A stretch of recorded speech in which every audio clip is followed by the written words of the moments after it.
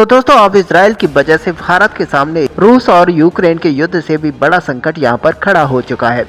और आपको याद होगा रूस और यूक्रेन युद्ध के दौरान भारत ने जो चुनौतियों का सामना किया था और हर हाल में अपने स्टैंड को डिफेंड किया था, लेकिन अब अचानक से इसराइल युद्ध ने भारत के कूटनीतिक क्षमताओं को एक ऐसा दबाव बढ़ा दिया है कि अब भारत के सामने भी कूटनीतिक दबाव ने अपने स्टैंड को डिफेंड कर पाना मुश्किल हो रहा है। और दोस्तों आप सभी को पता है कि इसराइल का युद्ध अभी हमास के साथ बहुत ही तेजी से और जोरदार हो रहा है। ऐसे में यहाँ पर कई सारे पक्ष हैं जो कि इसराइल की तरफ खड़े हैं, लेकिन बहुत सारे पक्ष हैं जो कि हमास की तरफ खड़े हैं। और ऐसे में देखा जाए तो मुस्लिम जो देश हैं वो सारे अभी हमास की साइड में तो हैं, लेकिन पूरी तरह से नहीं है। और अब यहाँ पर दो गुट बनते हुए दिखाई दे रहे हैं, जहाँ पर भारत को अपनी कूटनीति को दिखाने का मौका मिलने जा रहा है। और ऐसे में भारत के लिए एक बहुत ही बड़ी अग्नि परीक्षा स्टार्ट हो चुकी है। अब दोस्तों आपने देखा किस तरह से अमेरिका की प्रतिष्ठा भी आखिरकार हमास युद्ध की वजह से दांव पर लगी हुई है, और खुद अमेरिका के सामने भी अपने सुपर पावर के इज्जत को बचाने का यहाँ पर एक बड़ी चुनौती बन चुकी है। ऐसे में दोस्तों आपने देखा कि अमेरिकन विदेश मंत्री जब सऊदी अरब गए थे